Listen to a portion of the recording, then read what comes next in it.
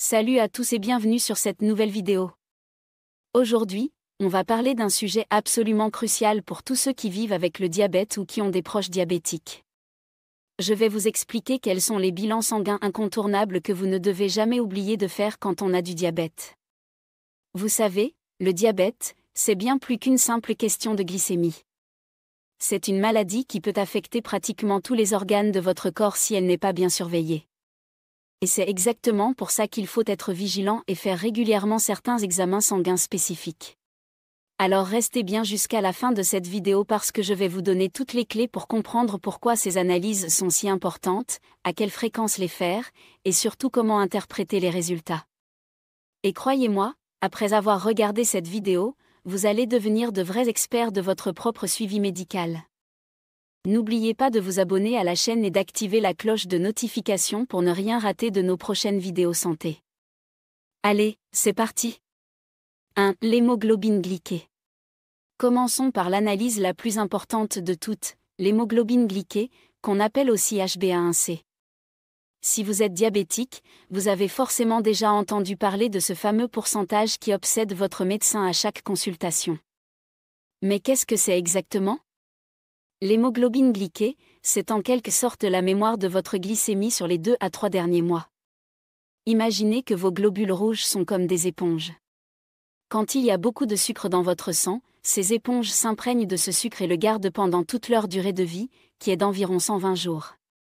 Contrairement à votre glycémie à jeun qui vous donne une photo instantanée de votre taux de sucre au moment précis où vous faites la prise de sang, HbA1c vous raconte toute l'histoire de votre équilibre glycémique sur plusieurs mois.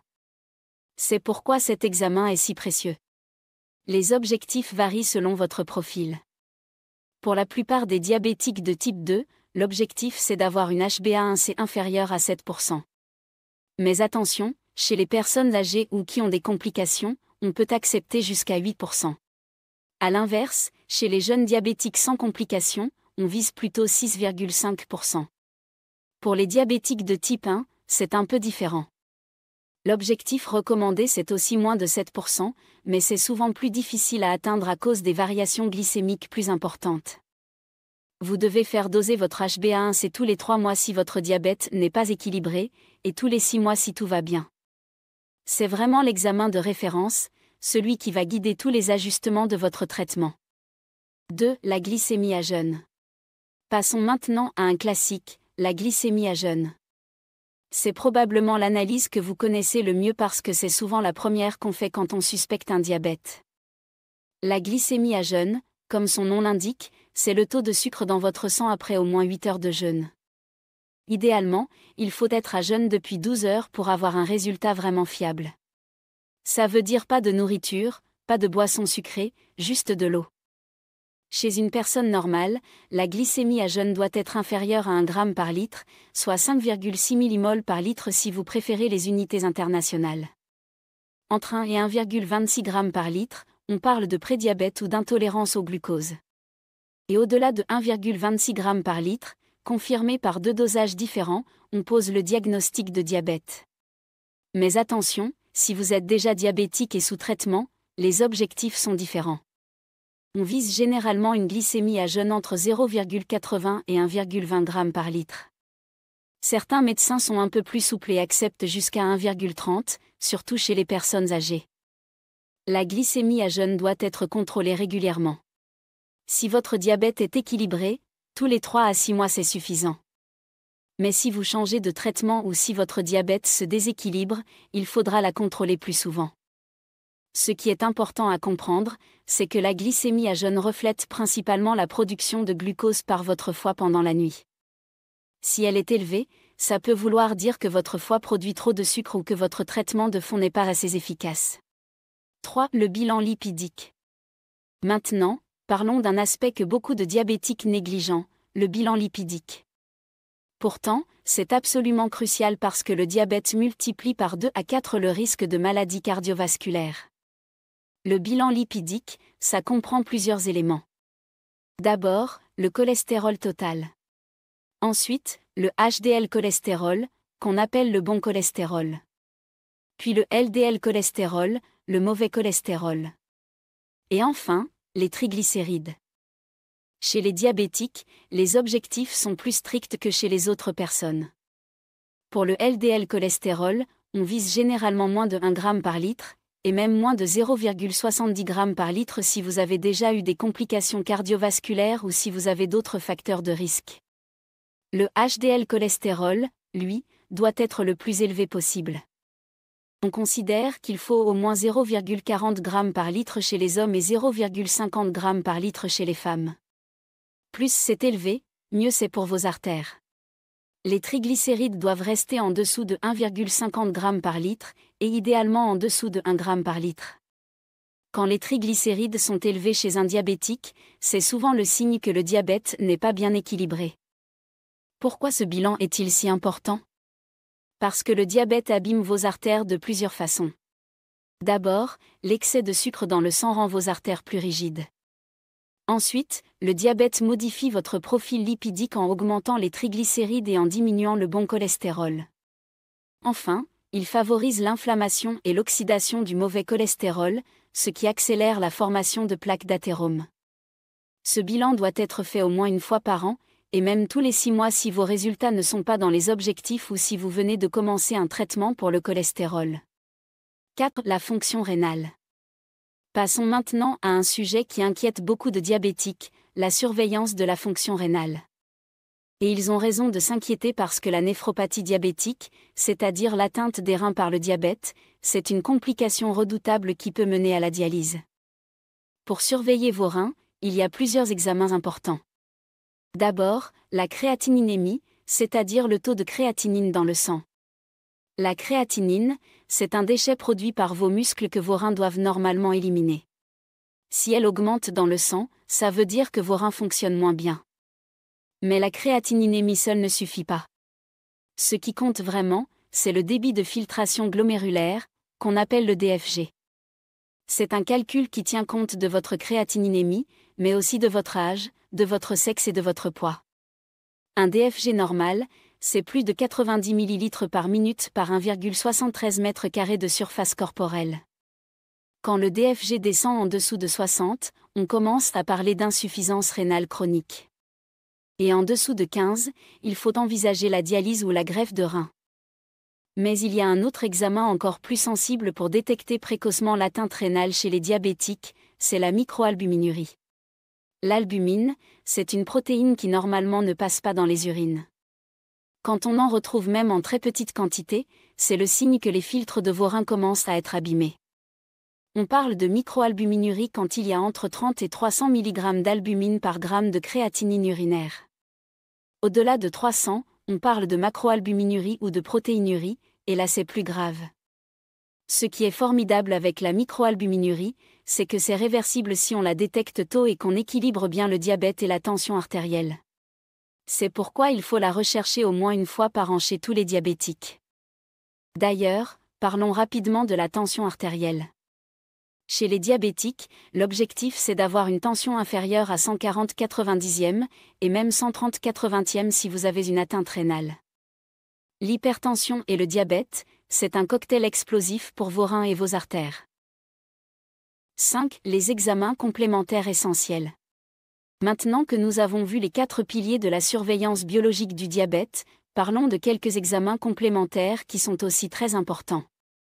D'abord, la numération formule sanguine, qu'on appelle aussi l'hémogramme. Cet examen permet de détecter une éventuelle anémie, qui est fréquente chez les diabétiques, surtout quand il y a une atteinte rénale. L'anémie peut expliquer une fatigue, un essoufflement, et elle peut aussi fausser les résultats de l'hémoglobine glyquée. Ensuite, il faut surveiller votre fonction hépatique, c'est-à-dire vos transaminases ALA et ASAT. Pourquoi ? Parce que beaucoup de diabétiques développent ce qu'on appelle une stéatose hépatique, c'est-à-dire un foie gras. Et puis, certains médicaments contre le diabète peuvent parfois avoir des effets sur le foie. N'oubliez pas non plus de faire doser votre vitamine B12 si vous prenez de la metformine depuis longtemps. La metformine peut diminuer l'absorption de cette vitamine, et une carence en B12 peut donner des fourmillements dans les pieds qu'on peut confondre avec une neuropathie diabétique. Si vous êtes diabétique de type 1, il faut aussi surveiller votre fonction thyroïdienne avec un dosage de TSH, parce que les diabétiques de type 1 ont plus de risques de développer des problèmes de thyroïde. Et puis, il y a un examen qu'on oublie souvent mais qui est important, le dosage de l'acide urique. Les diabétiques ont souvent un taux d'acide urique élevé, ce qui peut favoriser la goutte et aussi abîmer les reins. 6. La fréquence des contrôles, un calendrier à respecter. Maintenant, parlons organisation. Parce que c'est bien beau de savoir quels examens faire, mais il faut aussi savoir quand les faire. Si votre diabète est bien équilibré et que vous n'avez pas de complications, voici le rythme recommandé. L'hémoglobine glyquée tous les 6 mois, c'est le minimum. La glycémie à jeûne en même temps. Le bilan lipidique une fois par an. La fonction rénale avec créatininémie, DFG et microalbuminurie une fois par an aussi. L'hémogramme une fois par an. Et la tension artérielle à chaque consultation, donc au moins tous les 3 mois. Si votre diabète n'est pas équilibré ou si vous avez des complications, il faut resserrer la surveillance. HbA1c tous les 3 mois. La glycémie à jeûne tous les mois ou même plus souvent. Le bilan lipidique tous les 6 mois si vous êtes sous traitement. Et la fonction rénale tous les 6 mois aussi si vous avez une atteinte rénale débutante. Et puis, il y a des situations particulières. Si vous changez de traitement, il faut souvent contrôler plus souvent. Si vous êtes enceinte et diabétique, la surveillance doit être très rapprochée. Si vous êtes hospitalisé pour une autre maladie, vos équilibres peuvent être perturbés. L'important, c'est de ne pas voir ces examens comme une contrainte, mais comme vos alliés pour rester en bonne santé. Chaque résultat vous donne des informations précieuses sur votre état et permet d'ajuster vos traitements si nécessaire. 7. Comment bien préparer vos prises de sang. Alors maintenant, quelques conseils pratiques pour que vos prises de sang soient les plus fiables possibles. D'abord, respectez le jeûne quand c'est nécessaire. Pour la glycémie à jeûne et le bilan lipidique, il faut être à jeûne depuis au moins 12 heures. Ça veut dire pas de nourriture, pas de boissons sucrées, pas de bonbons, pas de chewing-gum. Juste de l'eau, c'est autorisé et même conseillé pour bien vous hydrater. Attention aux médicaments. Certains peuvent influencer vos résultats. En général, continuez vos traitements habituels, sauf si votre médecin vous dit le contraire. Mais prévenez toujours le laboratoire de ce que vous prenez. Évitez l'alcool la veille de la prise de sang. L'alcool peut faire augmenter les triglycérides et perturber la glycémie. Ne faites pas de sport intense la veille ou le matin de la prise de sang. L'effort peut modifier certains paramètres. Essayez de faire vos prises de sang toujours à la même heure et dans le même laboratoire.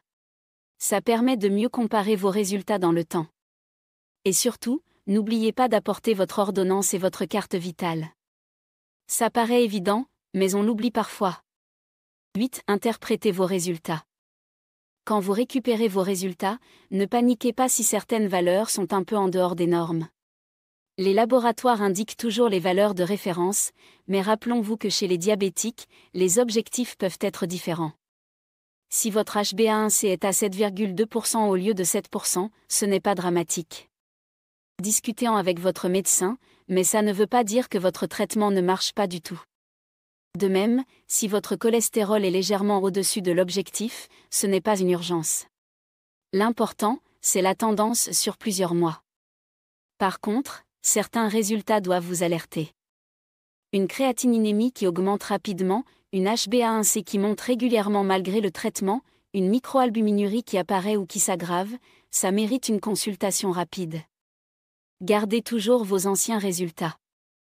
Ça permet à votre médecin de voir l'évolution dans le temps, et c'est souvent plus important qu'un résultat isolé.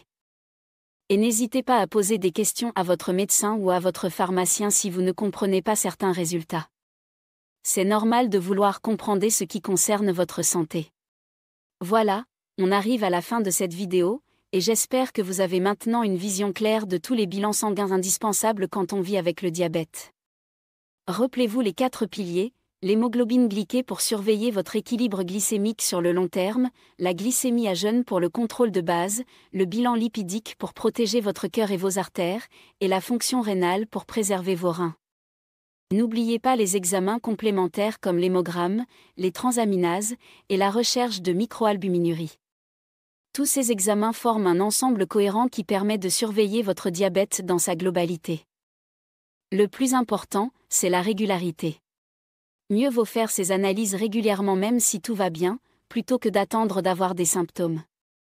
Le diabète, c'est une maladie silencieuse au début, et les complications peuvent apparaître sans qu'on s'en rende compte. Travaillez en équipe avec vos soignants. Votre médecin, votre pharmacien, votre infirmière, votre diététicienne, tous font partie de votre équipe de soins. N'hésitez pas à leur poser des questions et à leur faire part de vos inquiétudes.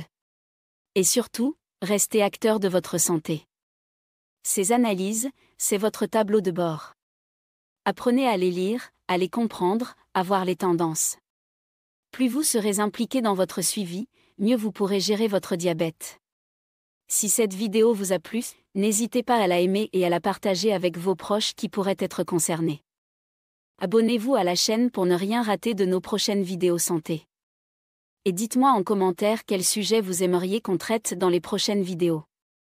Prenez soin de vous, et à bientôt pour une nouvelle vidéo.